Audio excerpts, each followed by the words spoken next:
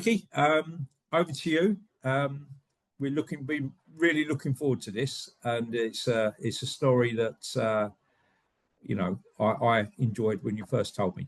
Thanks, Ollie, and morning everyone, and yeah, thanks for taking the time. I think I recognize some of the faces from a few of the other calls that I've been on, and this I don't want this to be a session of teaching you to suck eggs. You guys are all in business and have lived your own journeys, but when Ollie asked me to kind of share my story, I thought it was a great opportunity to do so. And I think these things, you have an opportunity to learn from those highs and lows. So big billing from Ollie here. He says, we've been looking forward to this. I'm like, wow.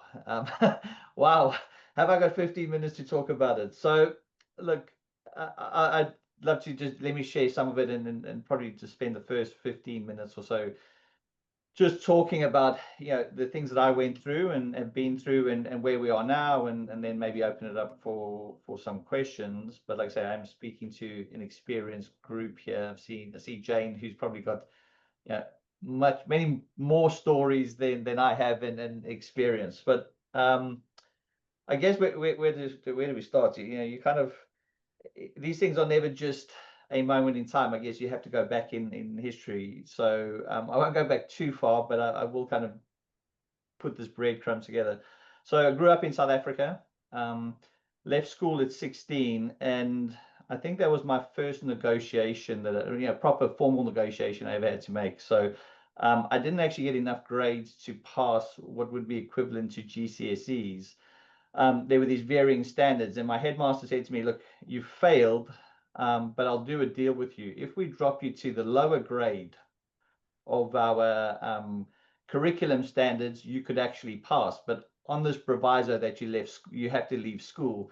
Now, there wasn't too much negotiation from my side. I grabbed that with both hands and left at 16. Moved to the UK. My grandparents and mother are from up north, and I arrived here thinking, great, well, I can take on the world. Learned very quickly with being kind of 16, 17, no qualifications, actually quite difficult to get a job. And I lived in a small village in Hertfordshire, and ended up becoming a laborer at the local golf course. So I spent many years, probably 10 years of my life between kind of the 16, 25, 26, what I'd call in kind of this blue collar work. So I was a greenkeeper, I was a mechanic for a race team that went around Europe, bartender in London, waiter, all those types of things. And I look back on those times and you always go, wow, imagine if I had have knuckled down, maybe how much further ahead I could have been. But I would never give up that time just for the experiences you get along the way. And I guess they shape you for what's to come. In 1999, I went back to South Africa for a year to do, well, actually, I went back to go work on a golf course, in all honesty. And my then girlfriend, now wife, was a chef, and she wanted to get into IT. And I thought, what, I would never want to work in an office. Who wants to be an office guy? Who wants to wear a suit? Like, those were the things that I just didn't resonate with me in any case. Anyway, she went off to this college, and I went along, tagged along, and kind of thought, what's the worst that can happen? Let me do this, what I called computer course. And bearing in mind, most of the other people who are on the course were like 18, 19. Here's this kind of mid-20s, not necessarily no ambition, but certainly no direction individual that's kind of arrived. Anyway, I find I kind of have this natural affinity to the stuff. I used to kind of think of networking in the same way I did irrigation systems. I have to get water from this point to that point. It was like, okay, well, I have to get data from this point to that point. So it was a very practical thing. And I always think, IT guys, certainly now, and girls who work in the support space are kind of the modern day mechanics. And I don't mean that in a rude way, but that's what we're there. We're there to fix these problems on tools that we use every day. Anyway, came out of that. And the reason I have to tell this part of the story, because at the end of this course, I didn't have a network that was in the professional world, so to speak. Most of the people I knew were kind of from this blue collar, trade world. And actually, I was going back to that. And at the end of this course that I was doing, the headmistress or the lady that ran the college got a call from a local bank, and they said, "Can you recommend one person to an entry-level job that we've got?" And out of all the people in the college, she happened to choose me, and that was a big pivot point for me. I think the biggest gift she gave me, she saw something in me that I hadn't seen in myself. Anyway, she doesn't give me the job, obviously. She's called me into office and says, "Ricky, I've got an opportunity for you. Do you want to go for this interview?" All this bravado around, "I'd never want to work in an office," and all that something disappears. And I go, "Absolutely." And anyway, I went and got that job, and it changed my kind of professional direction for the rest of time, and I was forever grateful to that, for her to that. But that stuck with me anyway. So I went through these years. In 2006, and now we kind of get to the business part. I'd done now a few years, 5 or 6 years of kind of IT infrastructure. A young engineer comes up to me and he says, "Hey Ricky, how do I do this particular thing, this technical thing?" And I remember telling him, his name was Winston. I mean, I remember the moments, and I'm sure all of you have that kind of moment you want to start a business. This was my moment that's framed in my head forever. Winston says, "How do I do this particular thing?" And I told him 2 or 3 times. I said, "The only way you're going to remember how to do this is by practically applying what I've taught you." So he said to me, "Well, give me access to our company systems, and maybe I can do this." I'm like, "It doesn't work that way. You have to build the lab. You have to build your own infrastructure." And there were all these barriers. And this was my light bulb moment then. It was, wow, I wonder if we could build this infrastructure, make it available over the internet. And we do 2 things. We de-risk the corporate infrastructure, but more importantly, we help these young engineers develop their practical skills. And that was my kind of moment to start this first business back, like I say, in 2006. And we were terrible. I approached a friend of mine. So initially I wanted to do it all myself. And I don't know if you guys have been, when you went through this initially, I went, I want to own this all. I'm going to pay, if I can, some developers to help me get going. And certainly life got in the way of that. Young family, full-time job, all those types of things. And then I approached a friend of mine who was a little bit younger, but probably the best technical person I knew. I said, "Look, let's go 50-50 into this business." I didn't even know what it was. We're 2 techies. Let's get going. And we did. We had a great start. Go back to those early days. We spent full-time working days. Evenings were on our project called Practice Labs. And we just started building weekends, evenings, and probably took us 2 or 3 years to build the first version of this platform. And still, no sales and marketing acumen. Our philosophy is build it and they will come. And we built it and no one came, and no one came. And instead of going, we really need to address this problem, we were like the emperor's new clothes. Only a fool couldn't see how good this was. We must build more technology because people just can't see it. Anyway, we get to this inflection point in about 2010 or so. Now we've hung on. I guess the one thing in those first 4 years, you build resilience. You're holding on, and you're doing everything from, I remember, and I think I was telling Ollie this in the first time we met, from putting the IP addresses in the database to trying to come up with a sales and marketing plan. And eventually we found some traction. And funny enough, it wasn't here in the UK. What we had seen was a lot of people were selling courses in the UK, reselling them, but they were being developed in North America. So, we made a few calls, and we found one content provider they're actually based in Tampa, Florida, and we flew over. They took a meeting with us, flew over, and we said, "Why don't we take our technology and integrate it into your platform, and you become our sales and marketing distribution point?" Anyway, that was our start, and we were fortunate enough to grow. That stage, it was funny because we used to go to these meetings, and I'm not sure if you guys have lived through this. In those very early days, there was just the 2 of us, and I'd go to a meeting, and the number one question everyone wants to ask, kind of a small business, and we were self-funded, so we didn't have any external funding, was, so how many people did you have in your company? And I try and evaluate it. And when we were with smaller providers, I'd always try and have at least 1 or 2 more people than were in the meeting with us. So if we were like having people meeting with 3, then I'd say we had 5. And then we got to a point where we went to our biggest client, ended up being our biggest client. They had, when we had a meeting with them, we'd done the agreement. Their marketing team, I think, was 12 people, and we were probably 6 or 7 at Practice Labs. So again, the question had come up, hey, so how many people in your business? And I had to again calculate, 12 marketing people. So I think we're just up to about 15 now.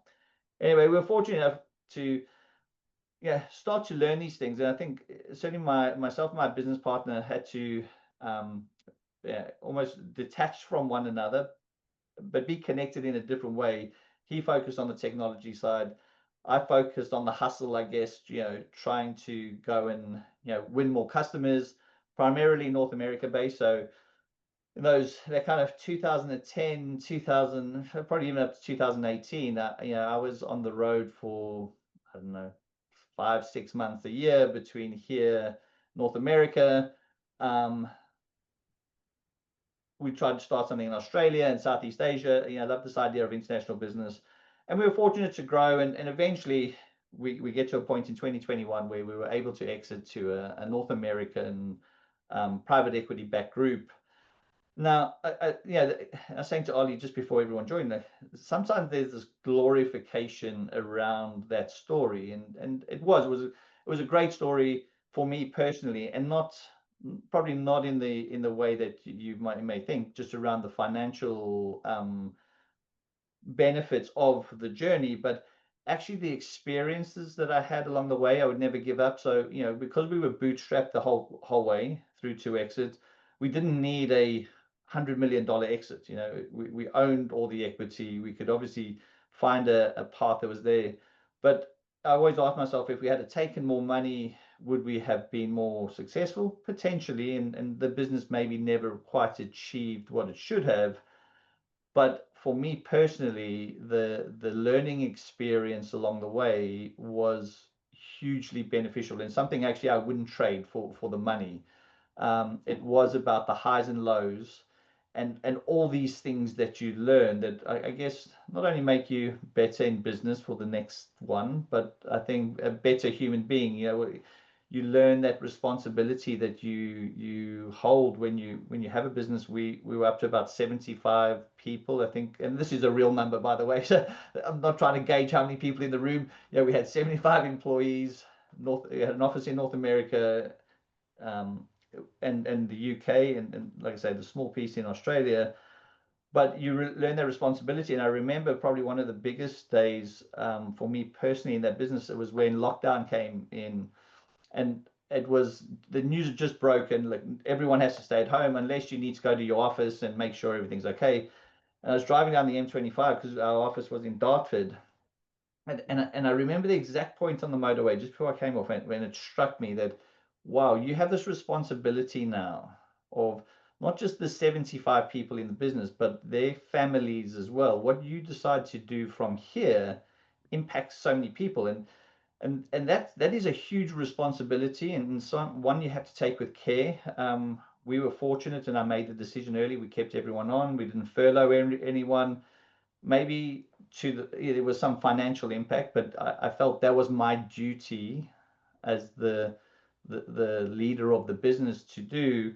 And anyway, so we've gone on from there. I'm just cognizant of time, and if we come up with questions. So like some may perceive that as like a successful story, and it is in for me in the terms of, you started with really nothing. You had this amazing journey. You went to these different places around the world. You met these amazing people. You kind of built a team. You had an exit, and the natural thing is, well, you must just go on from there. And since then, the story goes, I've founded probably another couple of businesses.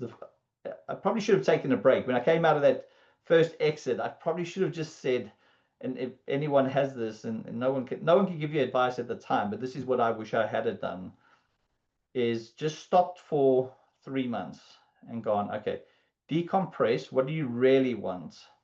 Because especially when you're in, and I'm assuming a lot of people on this call in similar kind of situation, when you've worked so hard for so long, you just become conditioned to doing that. Your body is used to it. You live off that. You are fueled by that. And then when it stops, your body still wants it, and so you have to continue to do it. So I wish I had kind of almost broken that cycle a little bit, but instead what I did, literally the day I left, and I did the integration with our acquirers, I had no earnout, I had a very clean deal, I could leave, I left within 6 months, and I went straight into another startup with some guys from Argentina, and I flew to Argentina, and we were back in the hustle. And you repeat the cycle, and you think to yourself, you definitely are better. The second time around, you're better because you're much more informed. So everything moves at a greater pace. But it moves at a greater pace for the positive and the negative. So the next startup I actually went into, we got up and running really quickly, but we learned quite quickly that actually we just weren't compatible from a co-founder perspective. We parted amicably. I went from there, looked at because then you're in a network now with people throwing opportunities at you, and like Ollie, even though we've met only a couple of times, Ollie goes, "Hey, here's something that's quite interesting. Interested, or you want to have a look at?" And other people are doing that, and I'm throwing things his way, and whatever. You're in this network, so you start to explore these other opportunities. I then decided to start, and I've made some investments along the way as well. So again, I wish I had taken some time on some of the investments, because I guess because you're a founder and you see other people in your similar position, and you have the financial means maybe to help, you don't do your diligence as well as you probably should. You buy into the founders. You go, I love what you guys are doing. I like you as individuals. I am in. And I think that there's a method to that which is successful, but at the same time, your risk is probably higher than maybe being more formal in that approach. That was something I would look to redo, but nothing's failed yet.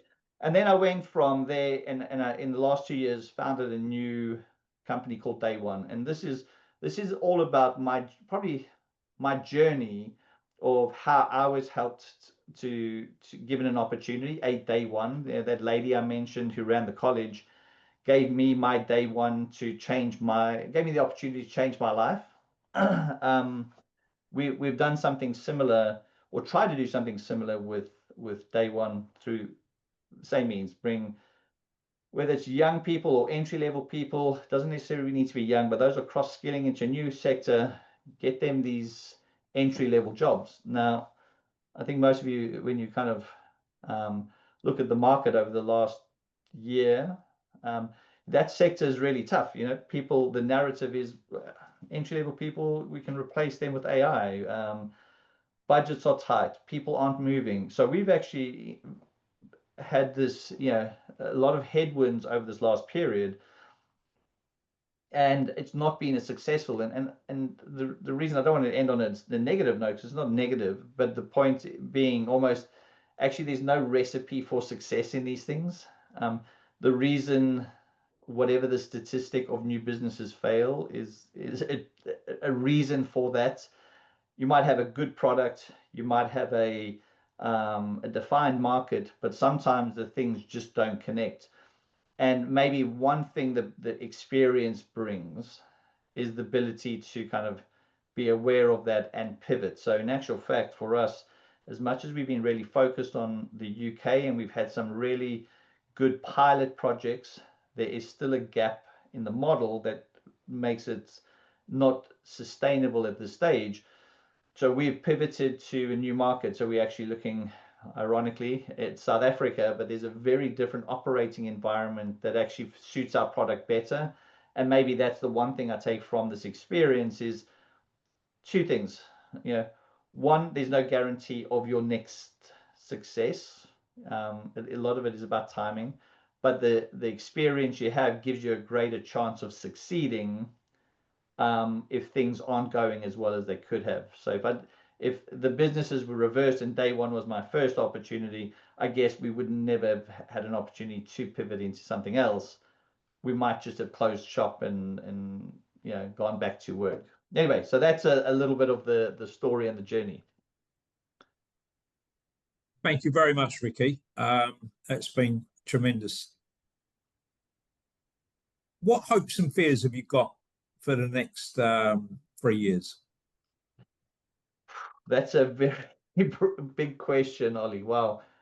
I tell you, I have more fears than hopes at the moment, just within kind of the UK, generally in our operating structure that I see from the business we've just started, I should say, at least. I can't speak for everything, but certainly when I kind of look at the narrative around this entry-level talent and the gap we're building there in a generation that are finding it much more difficult to get into the workplace, that fills me with a lot of fear, especially someone who has kids of 21, 18, 16. There's a big fear.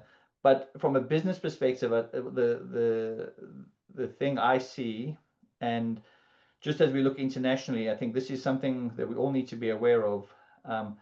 Salaries in the UK are high, and that doesn't mean we're overpaying. That just means it's not like your staff are driving around in Ferraris and that type of thing, but salaries are high for what we get.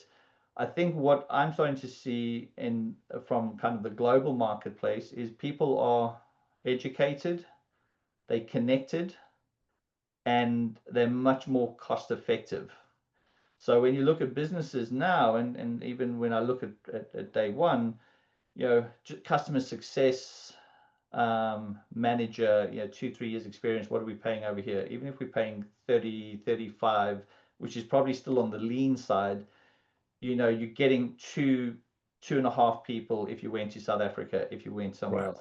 Like that's a major concern for us, because if we're looking at it, you can only imagine the bigger companies are looking at that offshoring piece. So that's a fear. I hope, gosh, it's a tough one. It's in this current climate, it's hard to find these things. But I guess what we have, and this is one benefit that I would share through my experience. One thing the UK has when you look at international business is still a credibility and a high quality factor to the rest of the world. So the rest of the world still looks at, you can go most places I've been, and you've been to many, whether it's US, South America, and Asia. If you've got a business in the UK, you're still seen as something special. If you can start a business and you can run a business in the UK, you have something, a quality about you that people respect and value. So that's good. Okay, so that gives us hope.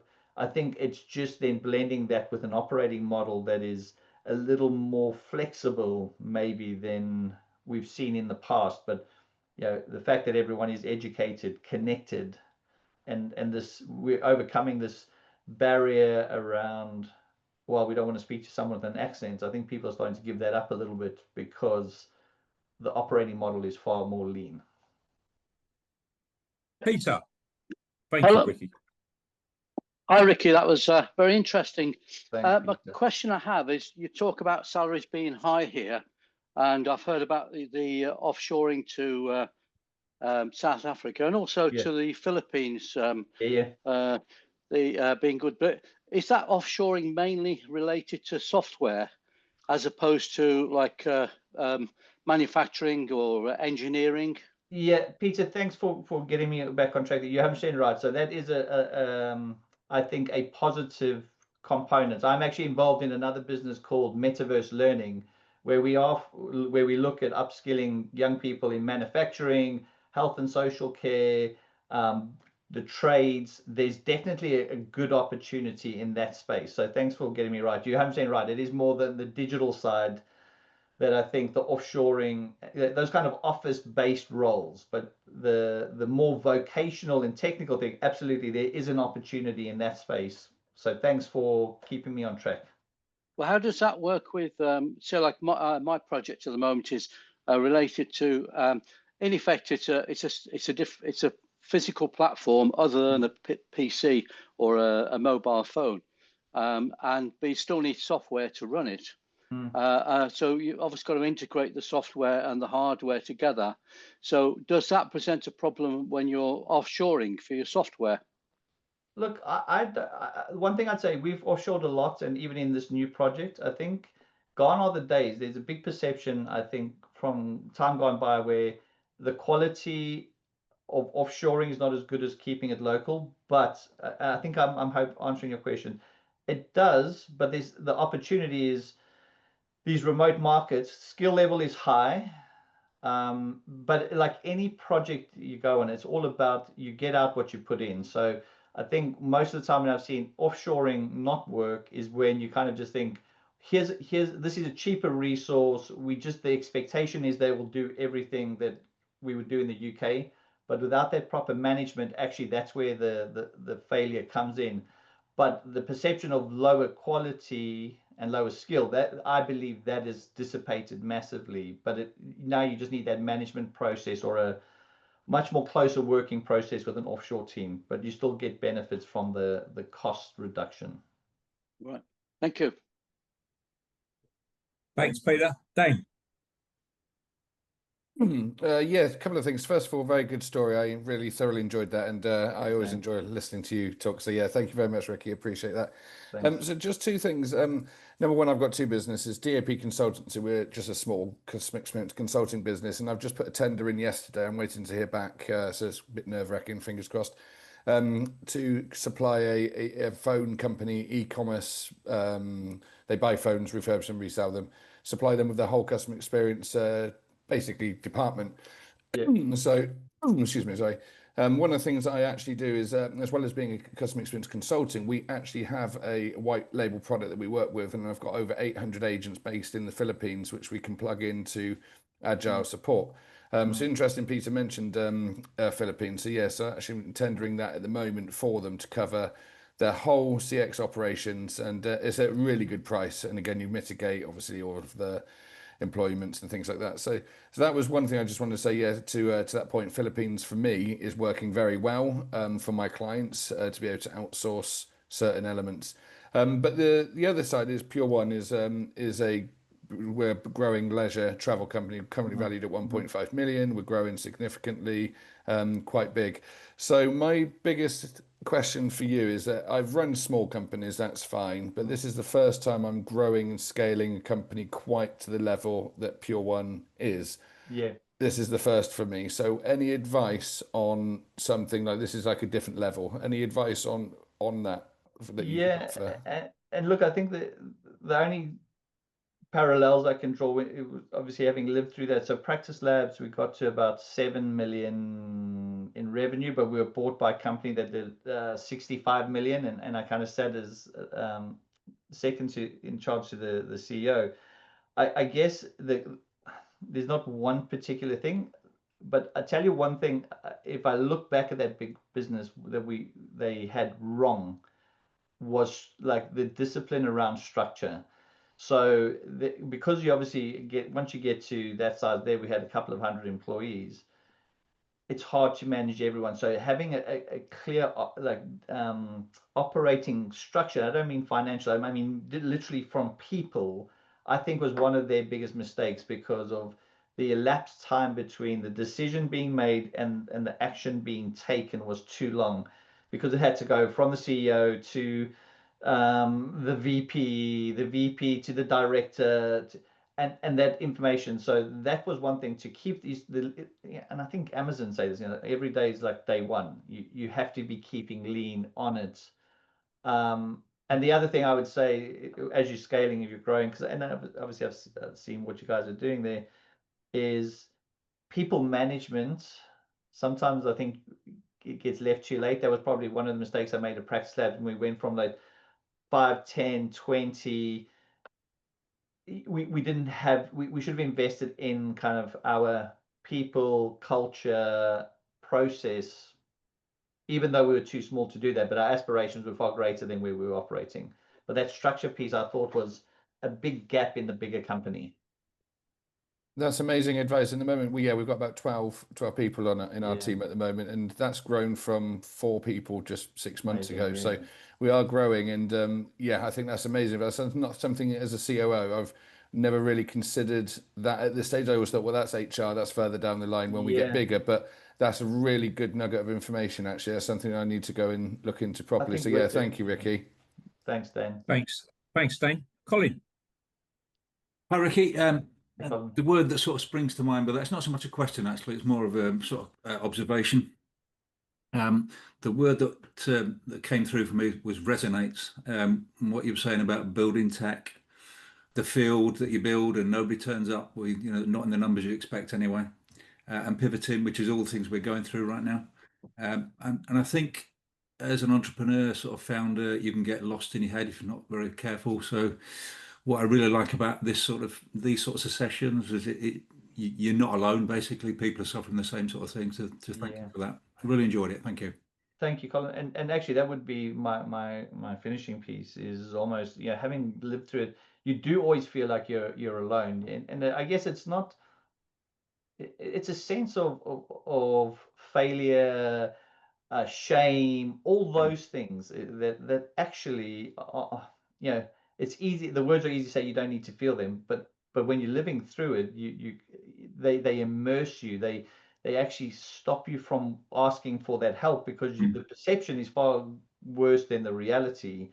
And actually, having found some people over this last little while to just bounce an idea off, you just need someone to listen. And actually, this group, if we could take it away, if we see someone in our network that you just feel is struggling, it might just be worth that asking, are you okay? Like, here to listen to you, I think is really important, because that's only sometimes the difference between surviving and it's not failing. Failing is not trying again.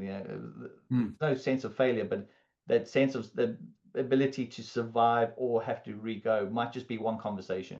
Yeah, absolutely. No, thank you, Colin. That is the whole purpose behind Startup to Stand Up, not to feel lonely, because everyone working and building their own business, there is a sense of isolation and loneliness, and that's why we're here, so we can regularly get on our weekly meetings and talk about things and know that there are other people in the same boat doing the same thing. So Ricky, that's been fantastic this morning. Can't thank you enough. You're going to get a lot of love and big ups and respects and the rest of it on LinkedIn and Instagram over the next few days, so look out for that. And thanks, Ollie. I think we're speaking on Monday, so chat to you next week. all very good. Have a great weekend all.